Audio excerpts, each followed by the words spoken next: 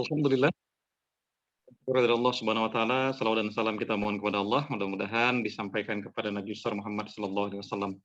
Yang sama-sama kita hormati, instruktur tamu kelas menulis daring pada siang hari ini, Kanda Bakhtiar Adenan Kusuma Esos MM. Selamat siang Kanda, terima kasih sudah berkenan memenuhi undangan kami. Dan yang saya banggakan teman-teman peserta kelas menulis daring KMD Elepsis yang di tengah kesibukannya siang ini masih menyempatkan diri untuk hadir di ruang Zoom meeting kita untuk melanjutkan materi kelas kita setiap pekan. Kelas kita pada hari ini adalah pengunduran dari kelas Senin ya, karena Kanda Bakhtiar kemarin minta izin ada kegiatan di luar daerah dan kegiatannya baru bisa kita lakukan pada hari ini, siang ini. Sambil menunggu teman-teman lainnya, teman-teman saya membacakan kembali tata tertib kelas kita ya. Pertama, diharapkan untuk mengaktifkan semua video agar interaksi antara instruktur dan peserta itu bisa ya asik ya, dua arah. Kemudian mikrofonnya selama materi disampaikan ataupun diskusi-diskusi nanti diharapkan di-off-kan mikrofonnya, kecuali untuk sesi tanya jawab ya. Kemudian silakan teman-teman peserta untuk menyediakan buku catatan, poin-poin penting silakan dicatat dan tentu dipraktikkan. Saya berharap semua peserta dapat serius mengikuti kelas ini sehingga target materi kita dapat tercapai. Saya bacakan sedikit biodata Kanda Bakhtiar Adenan Kusuma ya, walaupun tidak rinci, tapi beliau adalah seorang penulis, pegiat literasi, dan tokoh penerima penghargaan tertinggi Nugra Jasa Dharma Pustaloka, Perpustakaan Nasional Republik Indonesia. Dan yang paling istimewa, beliau adalah salah seorang pembina majalah Digital Elepsis yang majalahnya kita terbitkan, ya majalah digital. Sebagai review ke belakang Kanda Bakhtiar, kelas ini adalah kelas free, gratis, tidak dipungut biaya kepada peserta. Kelas khusus binaan saya dan teman-teman tim kreatif. Ada sekitar 200 peserta sebenarnya, tapi dalam setiap kelas itu paling 30 sampai 50 peserta. Siang ini kalau tidak ada halangan, teman-teman ada sekitar 30-an yang hadir mengikuti kelas bersama Kanda. Nah, teman-teman sekalian, materi kita siang hari ini, topik besarnya adalah literasi akar rumput. Ya, nanti Kanda Bakhtiar akan berbagi cerita tentang pengalaman beliau menggerakkan komunitas literasi di Sulawesi Selatan hingga mendapatkan penghargaan tertinggi sebagai pegiat literasi. Beliau juga penulis, ya, penulis produktif, editor, penerbit, dan banyak sekali kegiatan-kegiatan beliau terkait dengan literasi, dan untuk KMD Elepsis, ilmu dan pengalaman beliau itu sangat berharga sekali. Terima kasih sekali lagi kepada Kanda Bakhtiar. Dan untuk materi siang hari ini, mohon nanti dibantu ditayangkan oleh tim kreatif, Kak Magdalena, ditampilkan, dan kepada Kanda Bakhtiar Adenan Kusuma, waktu, layar, tempat sepenuhnya kami berikan, dan kepada Kanda kami persilakan. Bismillahirrahmanirrahim. Assalamualaikum warahmatullahi wabarakatuh. Waalaikumsalam warahmatullahi wabarakatuh. Izinkan kami pertama-tama menyampaikan apresiasi yang sangat tinggi kepada adinda kami, Muhammad Suban, bil khusus kepada senior-senior kami, sahabat-sahabat kami, adik-adik kami, yang menyempatkan waktu untuk hadir bersama-sama, sumbang saran di acara Zoom kita pada siang hari ini. Ada beberapa hal yang kami ingin sampaikan, dan tentu hal-hal yang kami akan sampaikan ini sifatnya adalah banyak mengacu kepada best practice dalam perspektif bahwa kami ini dan teman-teman semua adalah pelaku di lapangan. Jadi tentu yang kita akan butuhkan adalah bagaimana dalam proses komunikasi ini bisa terjadi adu pengalaman, kemudian adu ide-ide dan adu gagasan. Baiklah, saya pertama-tama menyampaikan terima kasih kepada Adinda Suban. Sebenarnya budaya membaca ini dan budaya menulis dua istilah yang tidak bisa terpisahkan satu dengan lainnya. Ada kecenderungan di lapangan, ada orang yang sedang asik menggalakkan melakukan kampanye gerakan membaca. Tapi pada dimensi lain, ada satu hal yang terlupakan adalah kampanye gerakan menulis selalu tidak seiring dan tidak sejurus dengan kampanye gerakan membaca dan gerakan menulis. Padahal kata Pennebaker, salah seorang psikolog terkemuka dari Amerika Serikat, menegaskan dari awal bahwa sesungguhnya membaca dan menulis itu adalah sesuatu yang tidak bisa terpisahkan.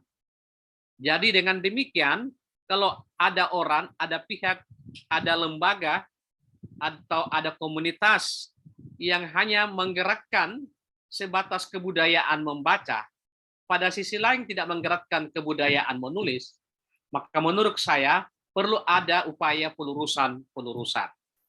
Nah, inilah yang kemudian mengapa di lapangan setelah kita berkontemplasi dengan masyarakat arus bawah, ternyata di lapangan itu rata-rata teman-teman pegiat literasi, penggerak gerakan membaca dan gerakan menulis mengeluh dan menyampaikan unek-unek. Pak Suban, Pak Bak, kita tidak ada buku-buku baru. Kita kelemahan, kita kekurangan referensi buku-buku baru. Sehingga dengan demikian, saya kemudian menyimpulkan bahwa memang dekade terakhir ini gerakan membaca kita adalah kurang sejurus dengan gerakan membaca itu, kemudian tidak diikutkan dengan gerakan menulis. Nah inilah, sehingga dengan demikian kita harus memberi karpet merah kepada Adinda Suban dan kawan-kawan di Sumatera Barat telah melakukan satu kegiatan yang mencoba mensinergikan dan mengkolaborasi antara potensi kekuatan membaca dan kekuatan menulis. Menurut saya dan menurut sahabat-sahabat sekalian, sebenarnya sangat mudah sekali dan tidak terlalu susah menggerakkan kebudayaan membaca, apalagi kebudayaan menulis. Pertama, menurut saya adalah siapapun juga, apakah penulis pemula atau sudah penulis kelas profesional, dia harus memiliki pertama-tama betapa pentingnya posisi tekad yang harus kita miliki. Tekad inilah yang memberikan inspiring kepada seseorang untuk bisa melakukan satu upaya-upaya secara berkesinambungan.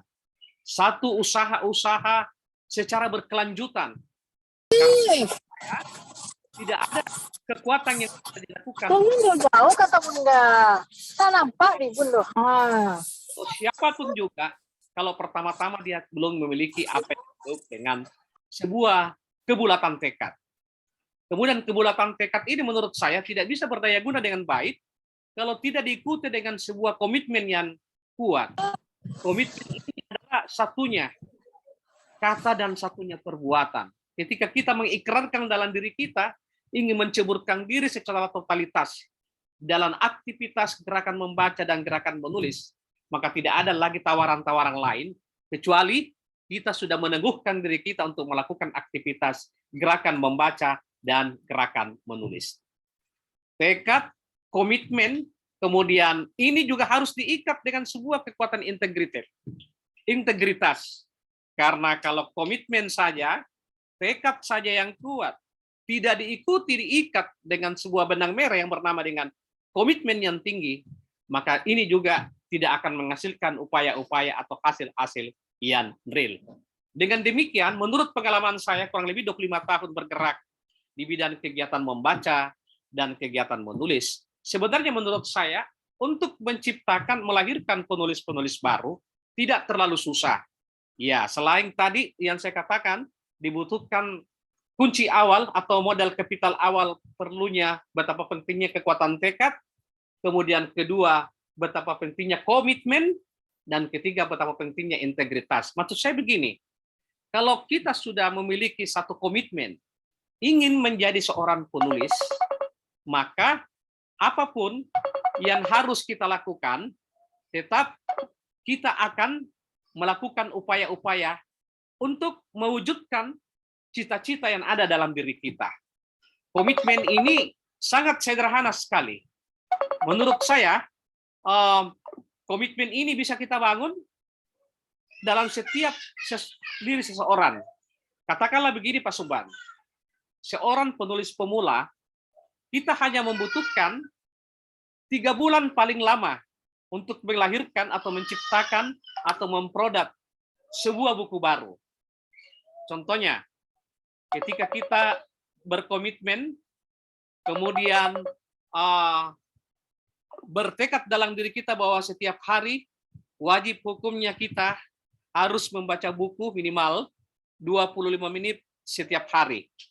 Kemudian setelah kita membaca buku 25 menit setiap hari, kita membutuhkan waktu minimal 35 menit setiap hari. Berarti dalam satu hari kita hanya membutuhkan 1 jam untuk melakukan reproduksi, melahirkan, membangun kebudayaan, kebiasaan membaca dan menulis. Nah, apa kira-kira hikmah yang bisa kita petik dari perspektif yang saya katakan ini?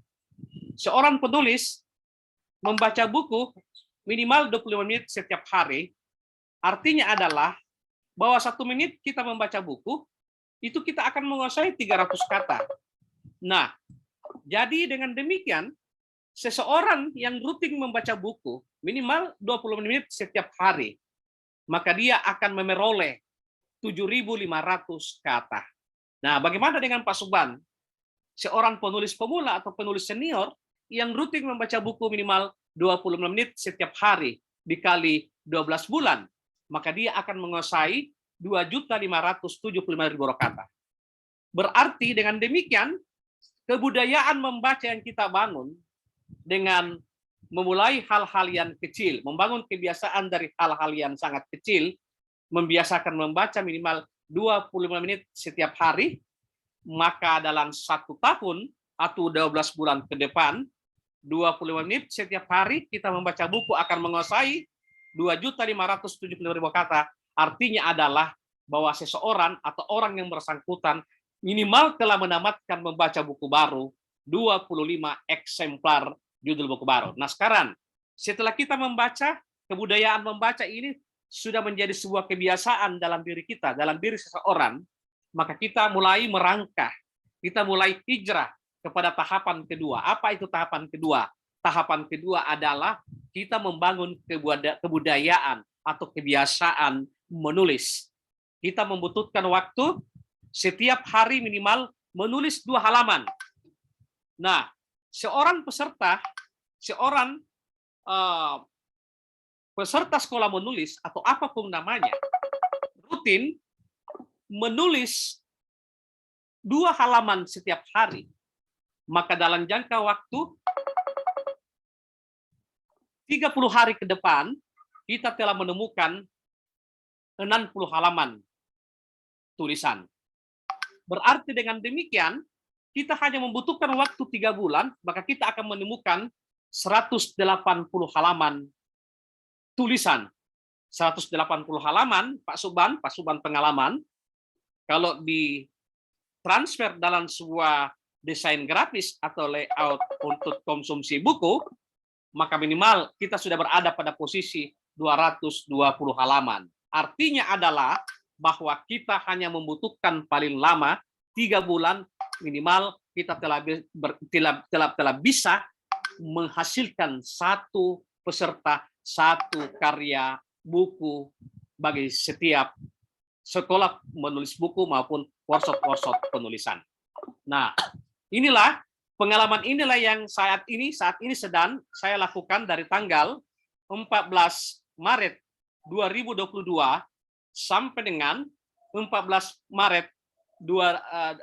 April 2022, kami telah membina 55 guru dalam program pendampingan 1 guru 1 buku. Dan ternyata rupanya berhasil. Ya, jadi dalam jangka waktu 30 hari pertemuan, Pak Suban, kita atau kami telah berhasil mengadvokasi, mendorong, men-push 55 guru dalam workshop penulisan buku dengan melahirkan 55 judul buku baru. Nah, salah satu pendekatan yang saya lakukan adalah pendekatan best practice yang saya katakan tadi. Dibutuhkan komitmen yang kuat, komitmen yang tinggi, kemudian dibutuhkan tekad yang berapi-api, kemudian paling fundamental lagi adalah sangat dibutuhkan kata kunci perlunya sebuah kekuatan integritas. Nah, ini barangkali pengalaman aplikatif yang saya terapkan dan saya lakukan di tanggal 14 Maret 2022 sampai dengan 14 April 2022. Nah, bisa kita hijrah sedikit ke tabel ini.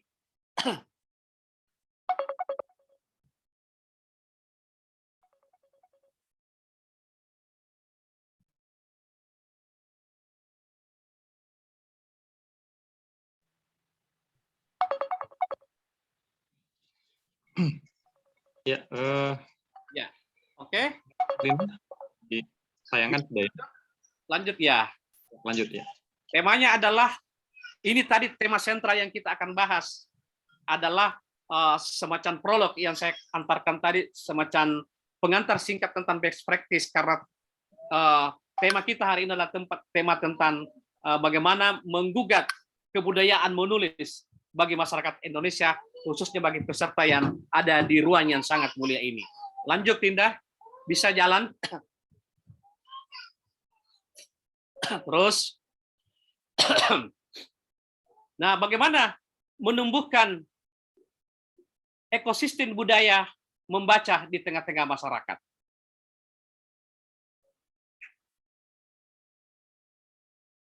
Membaca, ya stop. Ya, oke. Membaca ini sesungguhnya adalah sebuah proses, ya, sebuah ajan atau sebuah medium, sebuah cara. Dalam proses itu ada pemerolehan pengambilan makna-makna dari bahasa yang kita lihat, yang kita saksikan secara tulisan. Ya.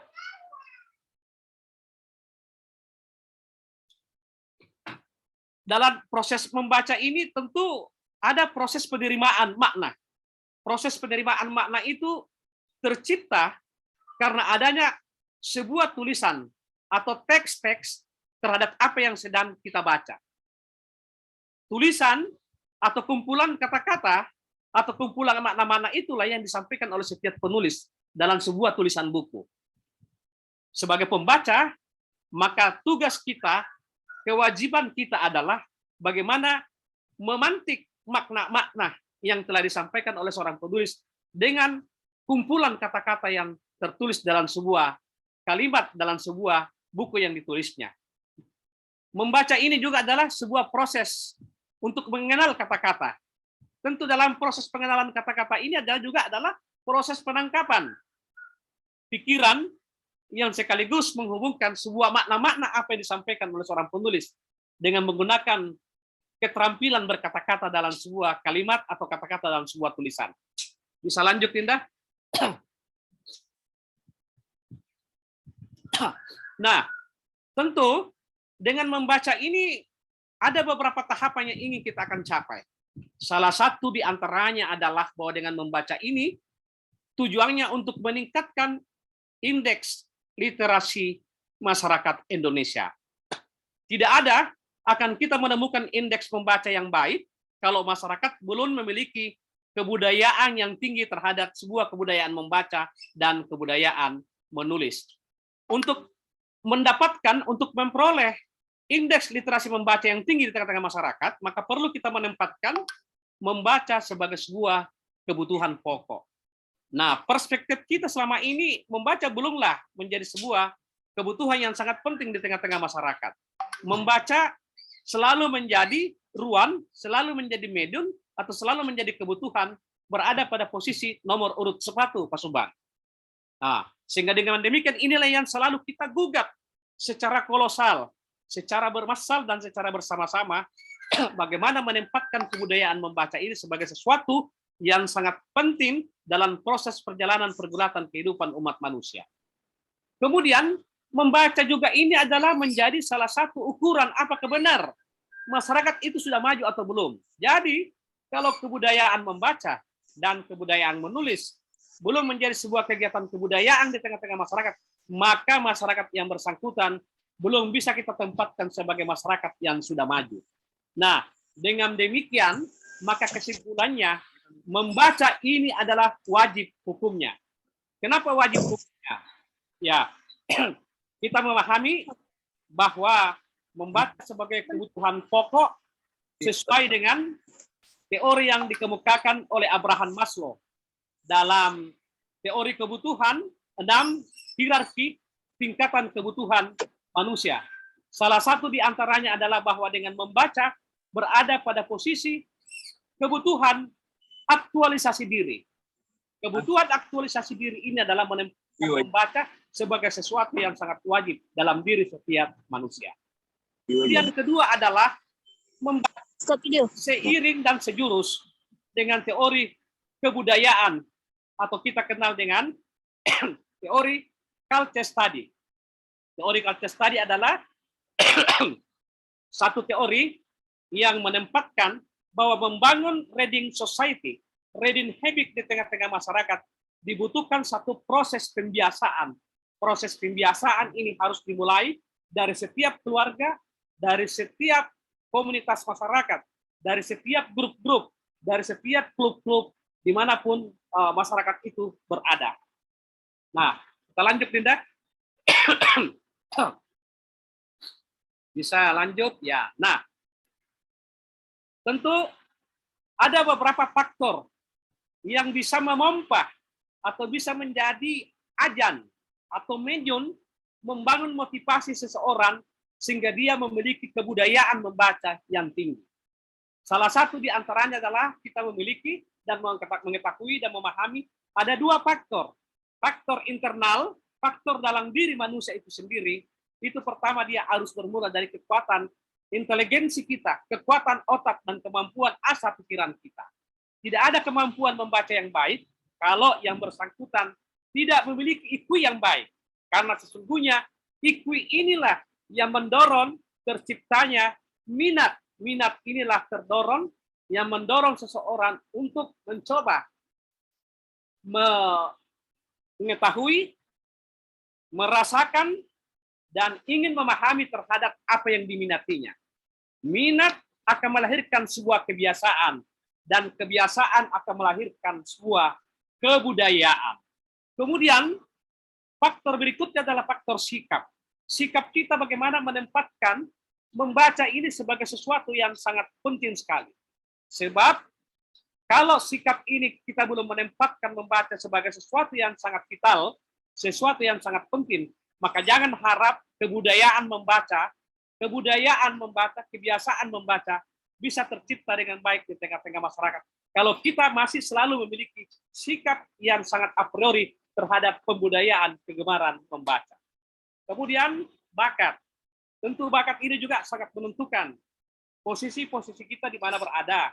Ya, tetapi jujur saya ingin mengatakan, bakat juga ini tidak absolut sifatnya. Ada juga orang tidak memiliki bakat menjadi penulis buku, tetapi dia menceburkan diri dalam pentas atau panggung aktivitas dunia kepenulisan buku. Kemudian motivasi. Motivasi sangat penting sekali di dalam mendorong dan mengejawantahkan pikiran-pikiran, gagasan-gagasan, dan kebiasaan-kebiasaan itu. Semua ini bisa tercipta dengan baik kalau ada dorongan, ada motivasi. Kemudian tujuannya ya salah satu adalah dalam rangka mencerdaskan kehidupan bangsa. Ya, selain itu juga adalah memasyarakatkan kebudayaan membaca dan memasyarakatkan kebudayaan menulis. Ujungnya yang paling final adalah cerdas, karena menurut kita semua dan menurut saya tidak ada masyarakat yang bisa melek literasi kalau mereka tidak didahului dengan sebuah kebiasaan membaca dan menulis. Kemudian faktor eksternal. Dalam faktor eksternal ini kita membutuhkan beberapa hal. Kita membutuhkan sarana, ruang untuk membaca dan menulis. Kami bersyukur Adinda Suban di Sumatera Barat maupun di seluruh Indonesia telah memprakarsai adanya pendidikan khusus bagaimana memompa semangat teman-teman di Sumatera Barat maupun di luar Sumatera Barat untuk membangun kebudayaan menulis. Dan ini salah satu medium yang sangat efektif di dalam rangka mendorong penyediaan sarana dan fasilitas membaca. Karena di pikiran kita sepakat semua, dengan munculnya penulis-penulis buku yang baru, maka itu juga merupakan salah satu problem solving kita di tengah kurangnya buku-buku baru terbit, khususnya di Indonesia.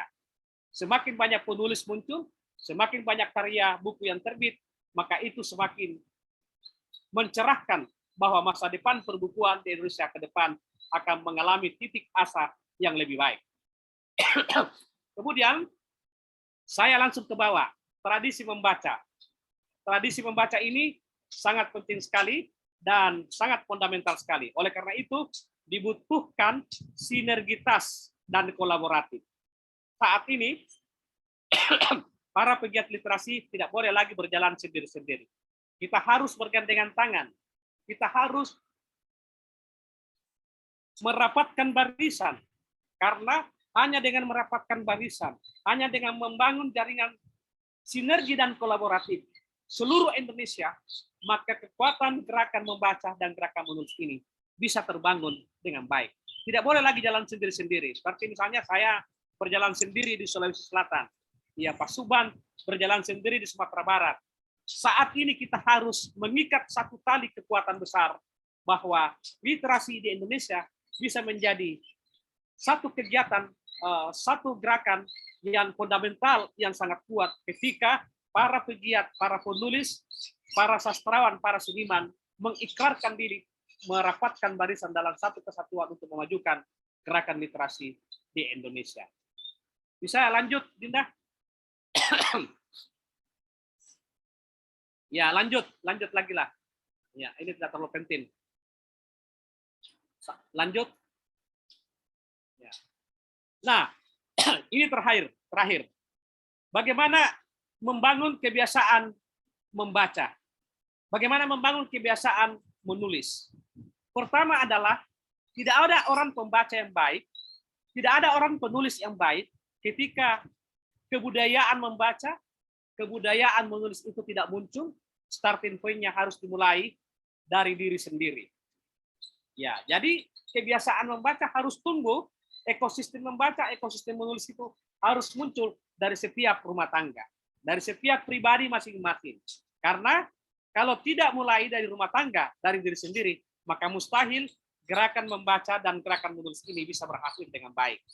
Kemudian kedua, bagaimana mengubah uang menjadi buku.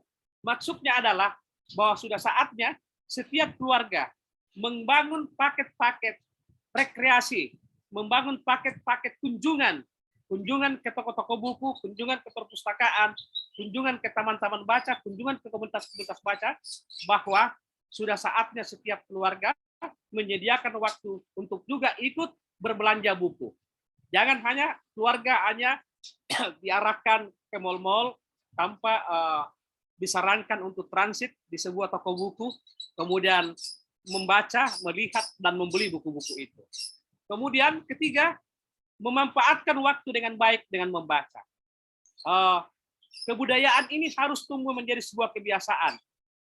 Sayang sekali, kebudayaan membaca kita di Indonesia masih di bawah standar sebagaimana harapan kita bersama.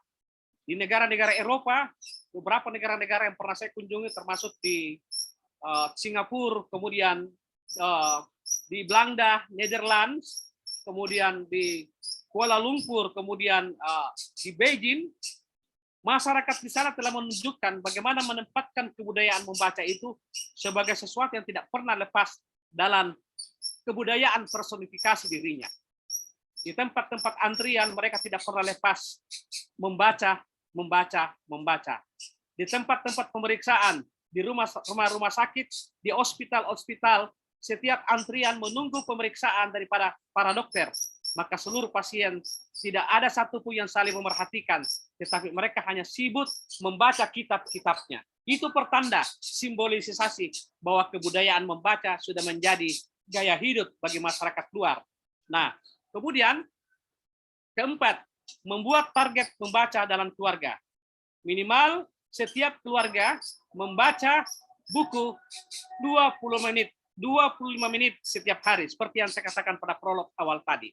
Kemudian kelima, sediakan buku pada ruang-ruang baca maupun pada setiap keluarga. Di rumah-rumah kita tidak perlu dan tidak mesti harus dihiasi dengan furnitur yang sangat mewah sekali. Tetapi usahakan di setiap rumah tangga juga harus ada ruang-ruang baca, perpustakaan mini atau room to read, ruang-ruang baca. Kemudian keenam, bergabung dalam setiap komunitas maupun klub baca. Barangkali Adinda Suban dan sahabat-sahabat semua, inilah beberapa percikan-percikan dasar sebagai inspiring, sebagai langkah awal bagaimana membuka diskusi kita secara bersama-sama di ruang yang sangat mulia ini. Demikian beberapa penyampaian dari kami, semoga bermanfaat dan kami ucapkan terima kasih. Wassalamualaikum warahmatullahi wabarakatuh. Waalaikumsalam warahmatullahi wabarakatuh. Luar biasa. Terima kasih Bakhtiar Adnan Kusuma. Sangat cukup terstruktur, kronologis penyampaian materinya ya teman-teman. Juga memberikan semangat bagi kita untuk bagaimana giat membaca sebelum menulis begitu. Nanti kita akan membuka sesi tanya jawab teman-teman. Tapi kalau boleh Kanda, bisa diceritakan sedikit gerakan apa saja yang sudah Kanda lakukan di komunitas Kanda dalam rangka untuk menggerakkan literasi baca tulis tadi ini sampai kemudian Kanda menerima penghargaan Nugra Jasa Dharma Kanda sebagai penyemangat kita di ruang ini. Silakan Kanda. Terima kasih Dinda Suban. Jadi saya secara personality telah memilih literasi ini sebagai sebuah jalan pengabdian hidup. Kami bergerak sejak tahun 1995 dan sampai hari ini. Kegiatan kami tidak pernah lepas dari kegiatan pengabdian, pendidikan, literasi, dan kebudayaan. Jadi tentu kita bertanya, mengapa Pak Bak berani memilih menulis buku ini sebagai sebuah pilihan hidup? Karena setelah saya merenungkan diri dalam sepanjang perjalanan hidup saya, hanya dua hal aktivitas yang selalu saya lakukan. Membaca, menulis. Nah, tentu kedua kebiasaan, kebudayaan, personality yang sudah menyatu dalam diri kami ini harus juga memberikan asas manfaat di mana kami berada. Maka lahirlah sebuah gagasan, sebuah ide menggagas apa yang disebut dengan literasi lorong atau perpustakaan lorong di Kota Makassar. Tentu sahabat-sahabat sekalian bertanya, apa itu literasi lorong, Pak Bak?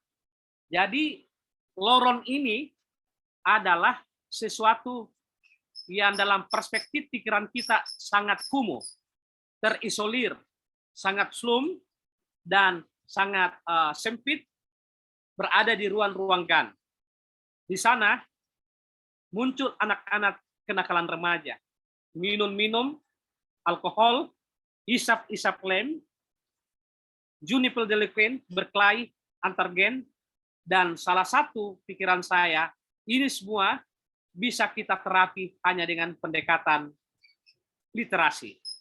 Maka saya gagaslah perpustakaan, tempatnya di setiap lorong-lorong gang, kemudian melibatkan unsur-unsur masyarakat, tokoh-tokoh masyarakat. Jadi ini juga adalah perpustakaan dengan pendekatannya adalah pendekatan pemberdayaan masyarakat. Jadi ini sudah terbentuk di 36 titik di setiap kelurahan di Kota Makassar dan sudah merambah di setiap kabupaten kota di 24 kabupaten kota di Sulawesi Selatan menjadi perpustakaan desa atau perpustakaan lorong atau perpustakaan komunitas berbasis masyarakat.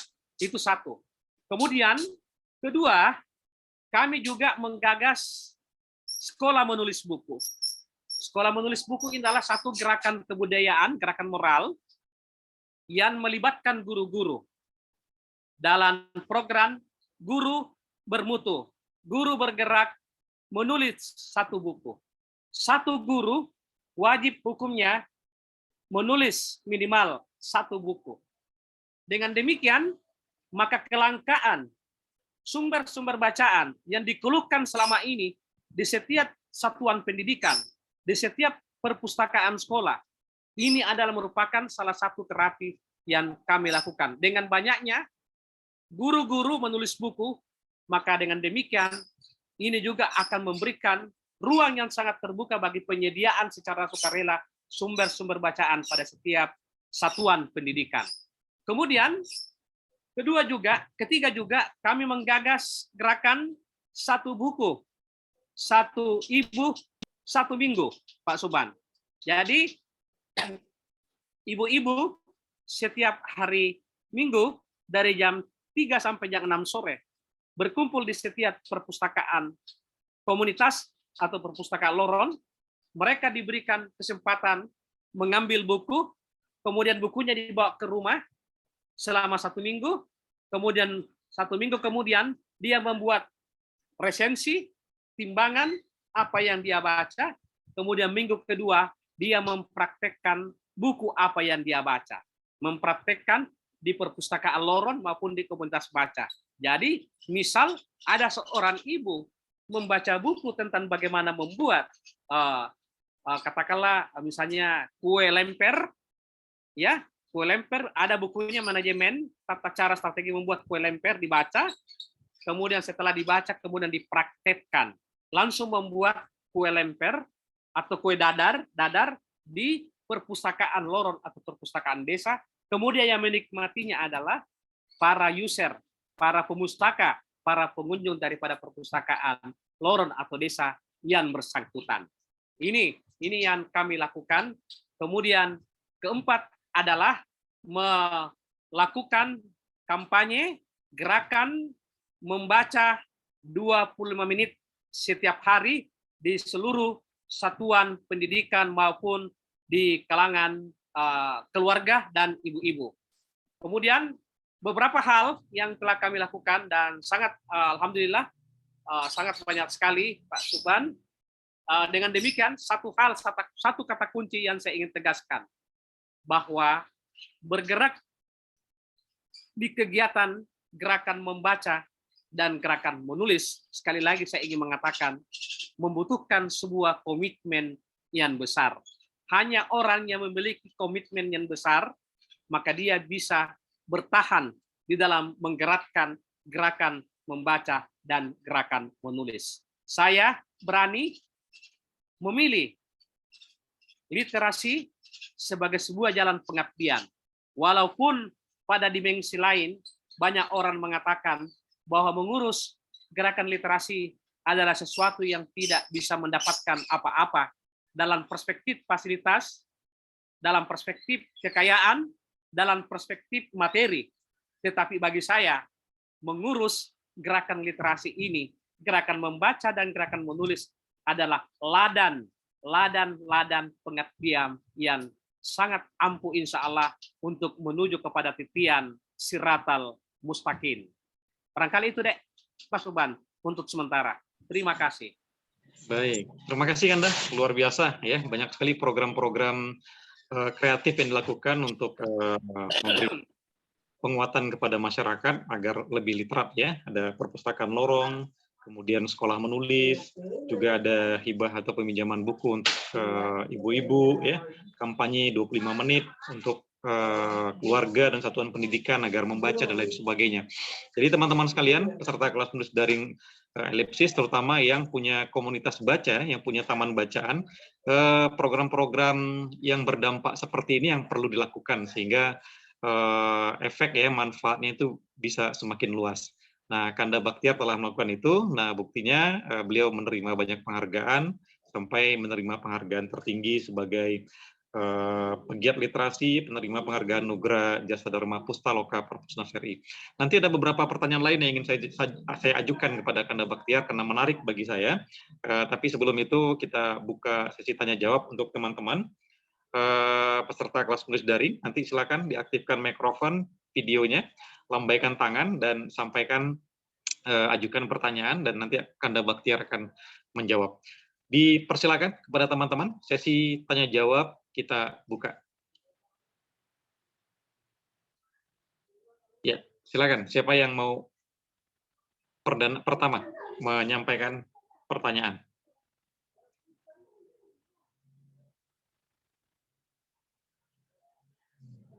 Silakan, teman-teman. Tim kreatif juga boleh. Kak Dian Sarmita yang sedang menggerakkan literasi di sekolah di Solo Selatan. Pasti banyak kendala-kendala yang dihadapi. Silakan sampaikan ke Pak Baktiar.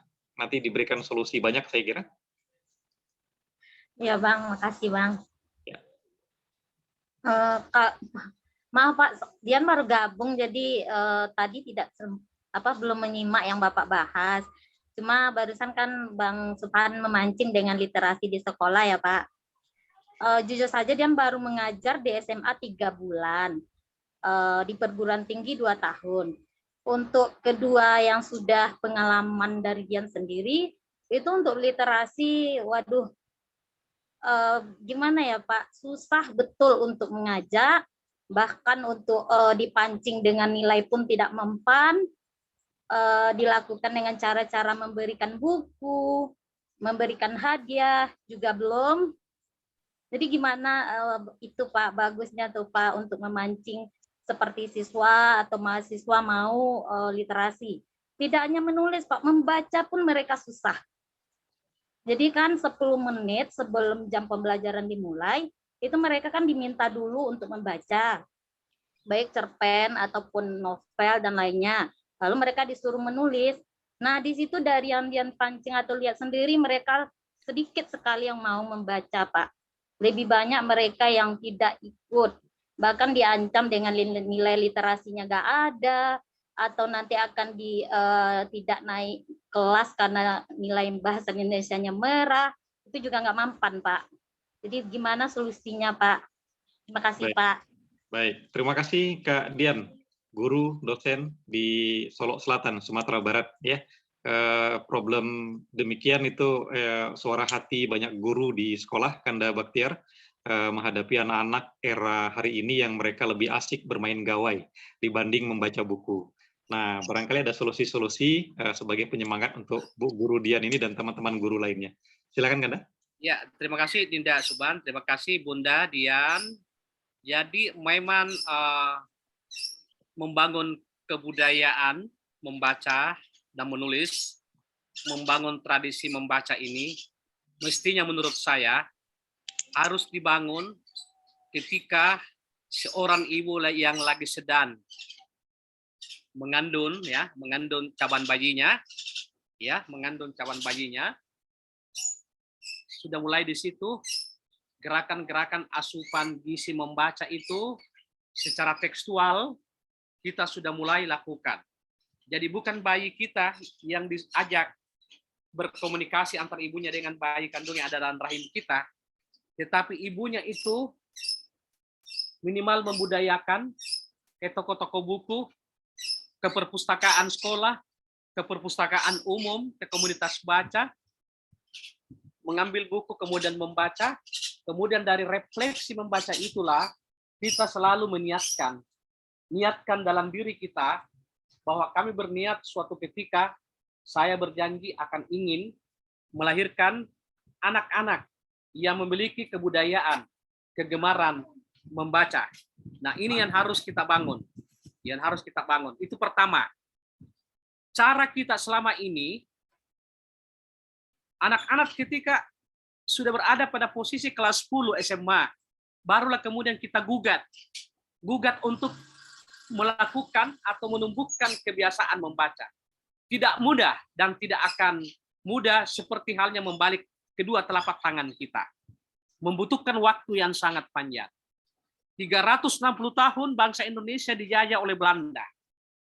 Kita dijauhkan dari kitab-kitab, dari buku-buku, dari perpustakaan, dari library. Dan salah satu mazhab daripada orang-orang Belanda di pikiran mereka adalah bahwa ketika orang-orang Indonesia sudah cerdas atau sudah mencari buku di perpustakaan sekolah, maka pasti dia akan melakukan perlawanan intelektual. Jangan biarkan orang-orang Indonesia 360 tahun dia lekat dengan kebudayaan literasi atau kebudayaan membaca. Tiba-tiba kita, Pak Suban, tidak terbiasa dengan berada dalam sebuah masyarakat yang namanya masyarakat gemar membaca, gemar menulis, atau masyarakat literasi.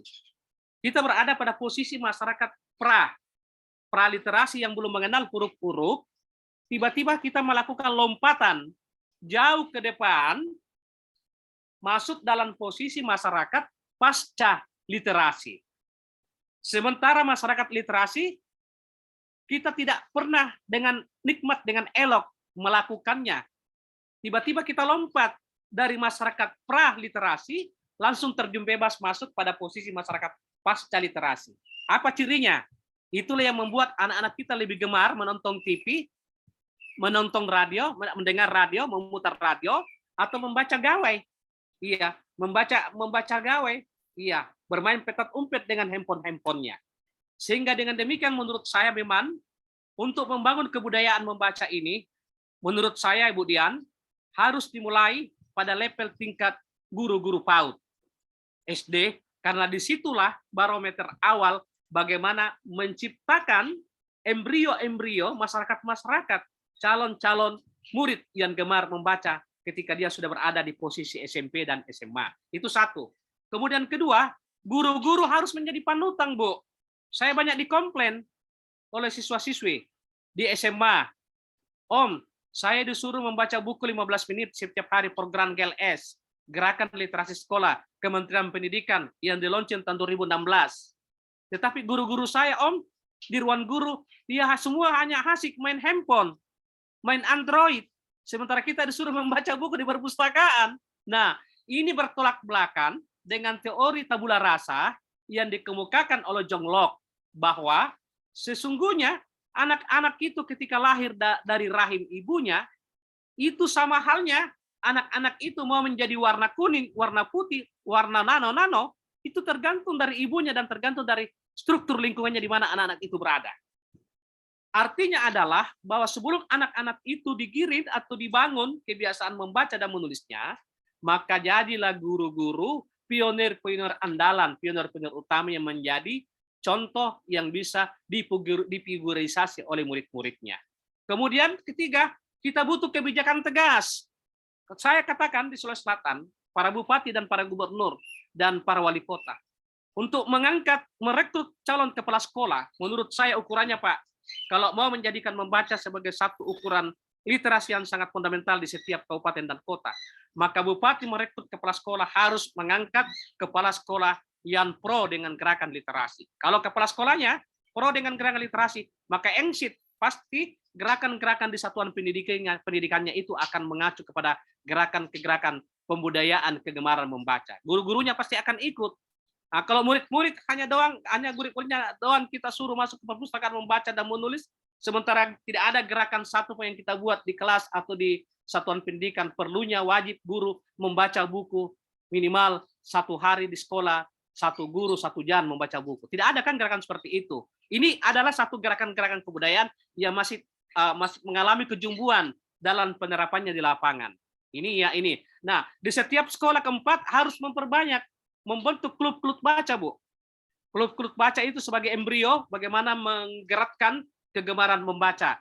Kemudian kelima, di perpustakaan sekolah harus ada daftar database pengunjung perpustakaan. Nah, 1 kali dalam 1 bulan, setiap upacara tanggal 17 di sekolah, itu diumumkan siapa siswa yang paling rajin datang ke perpustakaan sekolah, meminjam buku, membaca buku, mengembalikan buku setiap hari selama 30 hari.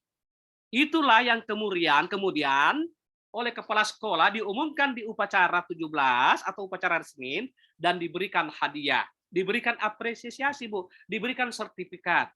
Dengan demikian ini akan menjadi adrenalin pemicu untuk membangkitkan kebudayaan gerakan literasi di sekolah. Nah, kemudian selain itu perlu ada duta-duta baca. Di setiap level satuan pendidikan, di SMA harus ada duta baca. Kemudian di SMP harus ada duta baca, di SD harus ada duta pelajar, kemudian di satuan-satuan pendidikan lain juga harus ada.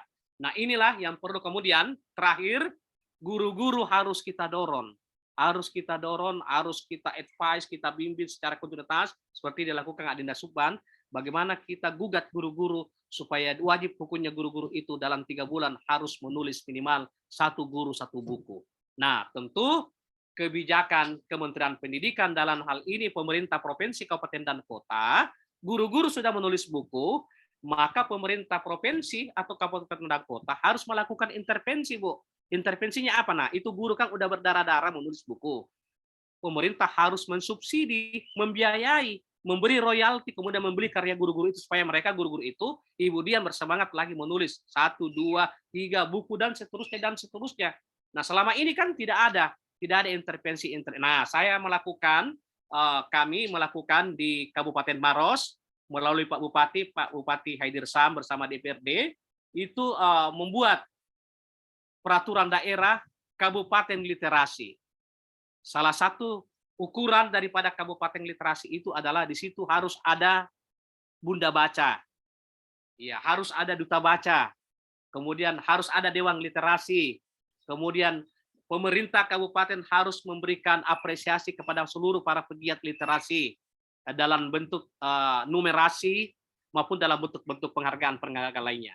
Nah, saya pikir gerakan-gerakan di satuan pendidikan itu saat ini kita sedang mencanangkan apa yang disebut dengan gerakan literasi dan numerasi di sekolah, program Kementerian Pendidikan, dan melahirkan TLS, tim literasi di seluruh satuan pendidikan. Kemudian pada level kabupaten dan kota dan provinsi ada namanya tim pendamping literasi daerah kabupaten, kota, dan provinsi yang di-SK-kan oleh gubernur. Kalau pada level provinsi, kabupaten kota, wali kota yang meng-SK-kan dan gubernur. Itu ada anggarannya, menggunakan anggaran APBN dan anggaran APBD.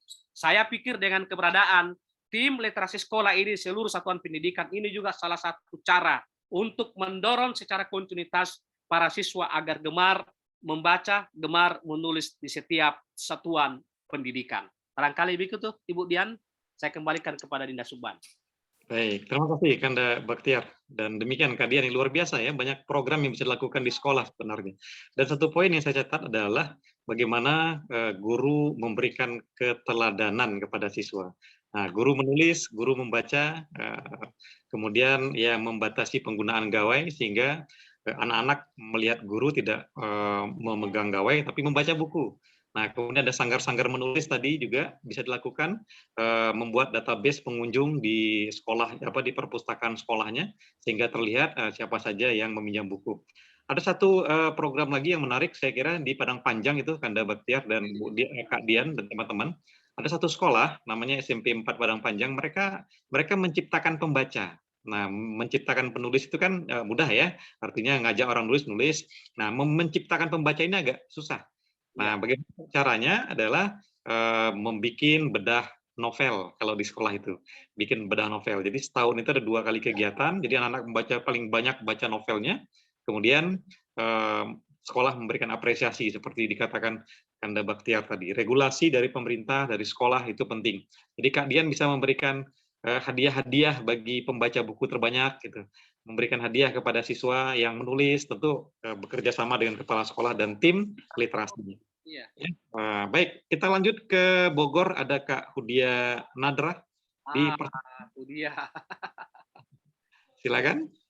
Kabarnya ada kedekatan dengan Kanda Baktiar, kekeluargaan? Assalamualaikum warahmatullahi wabarakatuh. Waalaikumsalam. Aduh, luar biasa nih Dinda Hudia. Salam buat orangnya dan anak-anak kemenakan kami di Bogor. Alhamdulillah sehat. Sehat ya Pak, Pak Subahan. Ya. Tim kreatif semoga kita sehat semua. Amin. Saya bersyukur sekali ini bisa ketemu walaupun di ruang Zoom. Udah 15 tahun ya Pak, nggak ketemu. Iya, betul.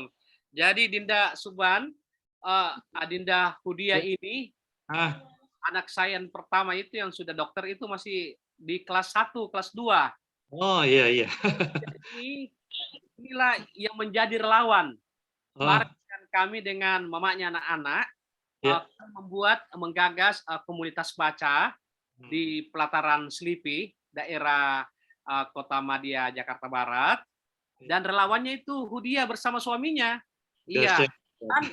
Dan bisa satu kampung benar ini. Saya baru Ya. tiba kemarin dari Dinda Hudia. Saya laporkan ke Pak Dinda Suban. Baru saya tiba dari kampungnya suaminya Adinda Hudia di Kabupaten Wajo, Sengkan, sekitar 200 km lebih dari Kota Makassar. Ya, Hudia ya. Jadi betul-betul. Saya belajar lagi nih Pak. Sekarang saya belajar lagi sama Pak Subahan. Baik, silakan Kak Udia. Ya, saya bingung juga mau nanya apa sebenarnya saking lengkapnya ya, sudah dipaparkan Pak Baktiar, sangat terstruktur, sehingga saya jadi bersemangat kembali karena memang ada historis dengan beliau ya. Ya, tadi ada yang menarik Pak, ada tadi faktor eksternal untuk menumbuhkan budaya baca di lingkungan masyarakat, salah satunya itu lingkungan sosial, budaya, dan ekonomi. Yang saya tangkap di sini lingkungan terdekat aja dulu Pak yang mau saya tanyakan. Ya, betul. Nah, lingkungan terdekat. Tadi Bapak kan sudah memaparkan juga bagaimana kerjasama dengan Pemda, guru, dan pihak-pihak lainnya. Cuman yang saya tanya di sini lingkungan terdekat di sini mungkin anak-anak remajanya atau bisa jadi mahasiswa-mahasiswa, RT RW-nya seperti apa sih Pak kolaborasinya yang bisa dilakukan dengan taman bacaan yang Bapak gerakkan, sehingga saya lihat tadi begitu luar biasanya, begitu hebatnya. Seperti apa sih peran mereka kerjasama, maksudnya kerjasama yang Bapak lakukan dengan lingkungan-lingkungan terkecil tersebut Pak? Mungkin itu Pak. Baik, baik. Terima kasih Kak Hudia Nadrah, luar biasa pertanyaannya. Silakan Kanda Baktiar, barangkali termasuk tantangan-tantangan yang dihadapi di lapangan, Kanda, pasti banyak sekali ya. Silakan Kanda. Terima kasih Dinda Suban, Dinda Hudia, saya berbahagia sekali ini bisa ketemu dengan sahabat kami, pejuang literasi juga ini, Pak Suban. Ini gara-gara Dinda Suban ini buat Zoom ini kita bisa ketemu dia ya. Iya. Saya kehilangan kontak jujur, bertahun-tahun saya selalu mencari kontaknya Hudia, gara-gara kemarin itu Suban menjadi moderator di acara perpustakaan nasional. Dinda Hudia langsung hubungi saya. Wah, keren banget. Benarlah kata Montesquieu, berikan kepada saya 3 kekuatan besar, maka dunia ini saya akan buat menjadi dunia yang porak-poranda. Kata Montesquieu itu apa itu? Berikan saya pertama cinta, kemudian kedua berikan saya sahabat. Ya, jadi posisi sahabat ini gara-gara kita membincang tentang buku, sehingga kita bisa ketemu dengan Hudia di Bogor, Adinda Suban di Sumatera Barat, dan ada Ibu di Malang, Ibu Dian, kemudian ada Pak Riami di Malang, kemudian dan seluruh teman-teman ini. Nah, kemudian Montesquieu bilang, berikan saya cinta, berikan saya sahabat, dan berikan saya buku. 3 kekuatan pilar inilah yang saat ini sedang kita bicarakan. Nah, sekarang saya lanjut. Perang masyarakat di dalam proses pendirian literasi lorong ini, Dinda Hudia. Jadi pertama itu perangnya itu adalah pertama masyarakat. Ini sangat penting sekali. Kami membuat perpustakaan lorong itu harus berdasarkan kajian kebutuhan. Bagaimana membuktikan apakah benar perpustakaan lorong ketika kita dirikan, kita gagas, itu dibutuhkan oleh masyarakat. Itu harus dibuktikan dalam bentuk otentik sebuah riset. Jadi kami melakukan riset, melakukan penelitian. Apakah benar kalau di lorong ini, di titik ini, ketika kita mendirikan perpustakaan lorong, nanti ada nggak kira-kira pembacanya, pemustakanya, usernya datang ke situ? Apakah banyak anak-anak di situ? Apakah banyak mahasiswa di situ yang bisa menjadi volunteer, bisa menjadi relawan? Nah, jadi rata-rata itu, setelah itu kami lakukan, barulah kemudian kita melakukan kesimpulan kajian kebutuhan. Oh, ternyata benar. Di tempat ini dibutuhkan sebuah literasi lorong, dibutuhkan perpustakaan lorong. Maka kami menghubungi, melakukan kontak-kontak komunikasi, two-way traffic komunikasi 2 arah dengan tokoh-tokoh masyarakatnya, Pak Lurah, Ketua RT, RW. Ini penting sekali juga. Nah, dari perpustakaan lorong ini karena swadaya masyarakat, rata-rata tempatnya itu, fasilitas itu disediakan oleh warga masyarakat. Iya, disediakan, mereka bergotong royong, kemudian kami memberikan langkah-langkah strateginya bagaimana mewujudkan gagasan itu supaya bisa menjadi sebuah perpustakaan lorong. Nah, setelah itu berdiri, tentu kita merekrut kepengurusannya. Hampir 85% pengurusnya itu adalah masyarakat yang berdomisili di sepantaran di mana perpustakaan lorong itu berada. Kenapa kami libatkan 85% masyarakat? Kita juga mengajak masyarakat itu bertanggung jawab. Kalau masyarakat terlibat secara totaliti di perpustakaan lorong itu, maka mereka bertanggung jawab menjaga aset-aset yang ada di ruang-ruang baca kita itu, di perpustakaan lorong itu. Nah, makanya kita harus ikat dengan sebuah aturan, dengan sebuah struktur. Kepengurusan perpustakaan lorong itu hampir nyaris sebagian besar adalah mereka atau masyarakat yang berdomisili di mana perpustakaan lorong itu berada. Kemudian bentuk-bentuk kerjasama untuk menggerakkan perpustakaan lorong ini, kami melakukan MOU, kerjasama dengan perguruan tinggi swasta maupun perguruan tinggi negeri. Misal, kami melakukan kerjasama dengan Fakultas Psikologi Universitas Negeri Makassar. Kemudian kami melakukan kerjasama dengan Sekolah Tinggi Ilmu Ekonomi Makassar Maju. Kami melakukan kerjasama dengan Universitas Bosowa. Nah, ternyata keberadaan perguruan tinggi ini dalam program pengabdian masyarakat itu, mereka menempatkan seluruh mahasiswanya di titik-titik perpustakaan lorong itu yang sudah ada. Mereka hadir, mereka datang di situ sebagai relawan, mengajar, mentoring, mengajak masyarakat, mengajak anak-anak bagaimana mendongeng, bagaimana public speaking, bagaimana bercerita, ya, konseptualisasi bercerita, bagaimana melakukan praktek membaca puisi, bernyanyi. Mereka mentor-mentornya mereka adalah mahasiswa-mahasiswa dari perguruan tinggi yang sedang melakukan program pengabdian masyarakat. Nah, bentuk-bentuk MOU inilah. Kemudian keempat adalah kemudian kita membuka keran kerjasama dengan seluruh stakeholder, termasuk perusahaan-perusahaan BUMN, kemudian perusahaan-perusahaan swasta, pemerintah provinsi, kabupaten maupun kota. Ini penting sekali. Inilah bentuk-bentuknya, sehingga dengan demikian konsep yang kami terapkan di perpustakaan lorong itu adalah konsep pemberdayaan masyarakat. Pemberdayaan masyarakat itu bahwa setiap semua program yang kita lakukan harus berkesinambungan, harus berkelanjutan, harus sustainable. Bukan tidak hanya semata-mata kita membuat program hari ini, minggu depan sudah tidak ada lagi, atau bulan depan tidak ada lagi. Kita menerapkan konsep pemberdayaan literasi di perpustakaan lorong itu. Barangkali itu, Dinda. Saya kembalikan kepada Dinda Subban. Baik, terima kasih Anda, luar biasa ya pustaka lorong. Satu lagi ya dari Aceh, saya undang Pak Zab Bransah. Silakan. Assalamualaikum warahmatullahi wabarakatuh, Pak Baktiar dan Pak Subhan serta kawan-kawan KMD keseluruhannya, semuanya se-Nusantara. Ini Pak Baktiar, Pak Subhan merupakan suatu sumber informasi yang sangat bagus bagi kami yang ada di Aceh. Mungkin cara-cara ini bisa kita terapkan berawal dari pengalaman-pengalaman yang ada di tempat Pak Baktiar. Yang saya menarik tadi dengan pengabdian masyarakat dari perguruan tinggi. Mungkin kami selama ini di Aceh ada pengabdian masyarakat, tapi tidak kekhususan tentang literasi dan membaca hal-hal ini untuk menggiatkan masyarakat, anak sekolah, dan anak-anak murid yang ada di SD itu. Dengan demikian, harapan kita juga nanti hal ini dengan pengabdian masyarakat kita sampaikan kepada pimpinan perguruan tinggi, mungkin salah satu agenda. Kalau di sini kan ada KKN dulu, KKN. Kalau sekarang KPM itu, mungkin ini awal langkah. Informasi ini kita sampaikan dan sangat berguna. Ini. Terima kasih kepada Pak Baktiar. Kemudian pengalaman saya, memang sejak dahulu itu pengalaman saya, tentu berbagi informasi yang saya baca, yang saya dulu keluarga kami Pak, katakanlah paman saya itu dulu pergi ke setiap daerah, dia menyampaikan informasi-informasi itu dengan kartu kad. Begitu penting membacanya, begitu pentingnya waktu, dan majalah-majalah yang dikirim dari daerah kota-kota ke kami ke desa. Jadi ini suatu harapan membaca memang sangat diperlukan. Ini sesuai dengan firman Tuhan yang pertama, Wahyu itu Iqra. Insya Allah Pak Baktiar, ini ada narasumber yang sangat bagus, mungkin bisa kami terapkan di sekolah, di perguruan tinggi, alhamdulillah sekali, atau di desa-desa nanti ada di kelurahan itu memang ada perpustakaan desa kami, perpustakaan desa.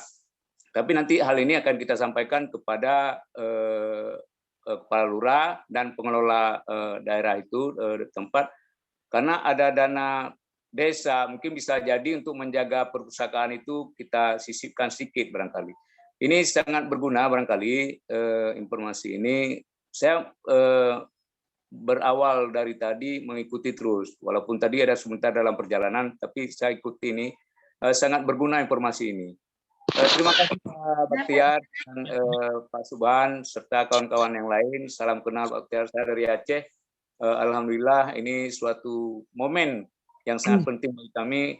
Pengalaman di tempat Bapak itu bisa kita terapkan. Insya Allah Pak. Saya suka membaca karena ada KMD Jom Pak. Ada KMD, jadi kita bisa membaca seluruh kawan-kawan yang ada di Nusantara. Terima kasih. Assalamualaikum warahmatullahi wabarakatuh. Waalaikumsalam warahmatullahi wabarakatuh. Mudah-mudahan apa yang dilakukan oleh Kanda Baktiar juga diterapkan di Aceh ya, Pak Zab, insya Allah luar biasa. Amin. Kanda, barangkali karena kita sudah di ujung ini, saya ingin mengajukan satu pertanyaan. Ini kan sedang heboh-hebohnya di media sosial mengenai ISBN, Kanda. ISBN, terutama buku-buku antologi siswa dan guru. Sementara semangat guru siswa menulis buku itu kan sangat tinggi sekali seperti yang Kanda katakan tadi. Nah, barangkali Kanda punya pandangan-pandangan baru terkait dengan ini sehingga teman-teman dapat tetap semangat menulisnya tadi, Kanda. Sebagai closing statement juga nanti terakhir, Kanda. Silakan. Mikrofonnya, Kanda. Ya. Ya, terima kasih Dinda. Jadi memang ini sebuah cita-cita ya, sebuah dream. Teman-teman itu guru-guru menulis, menerbitkan buku itu sasaran utamanya dia harus berlisensi International Series Number Book ya, ISBN, perwakilannya di Perpustakaan Nasional Republik Indonesia di Jakarta, kantor pusatnya di Paris, Prancis. Jadi ini juga saya akan memberikan masukan kepada Kepala Perpustakaan Nasional Republik Indonesia ketika dulu ya, saya masih di Jakarta sama dengan Budia itu, kita mengurus SPN itu hanya 5 menit langsung keluar Pak Subhan. Itu masih dengan pendekatan manual. Jadi kita membuat surat dalam bentuk fisik, print out, kemudian diantar ke Salemba di lantai 4, kemudian langsung kita tunggu keluar SPN-nya. Tapi hari ini melalui pengurusan SPN itu dengan jalur via email ya, atau via website itu membutuhkan waktu berhari-hari. Ya, bahkan menurut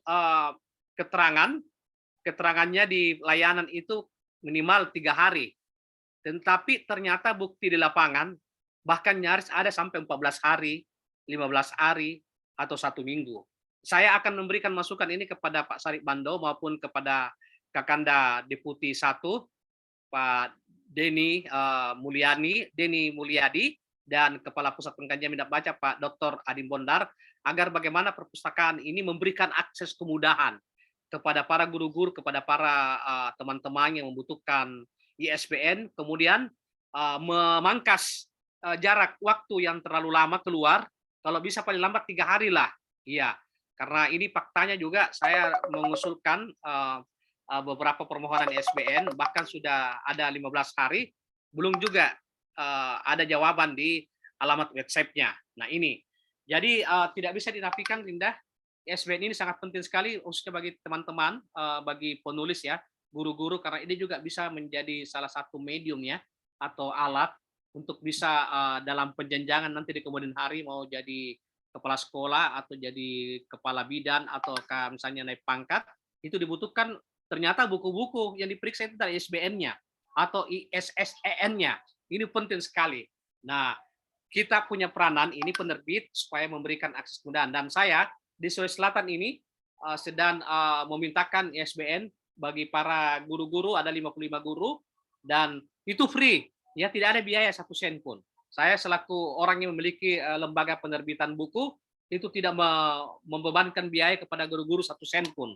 Pada dimensi lain, tempat-tempat lain itu ada memperjualbelikan, ya sampai 300.000, ada yang 750.000. Kalau pihak kami itu free 1000%, tidak ada biaya. Iya, tidak ada biaya 100%, tidak ada pembiayaan. Ini penting sekali, Dinda.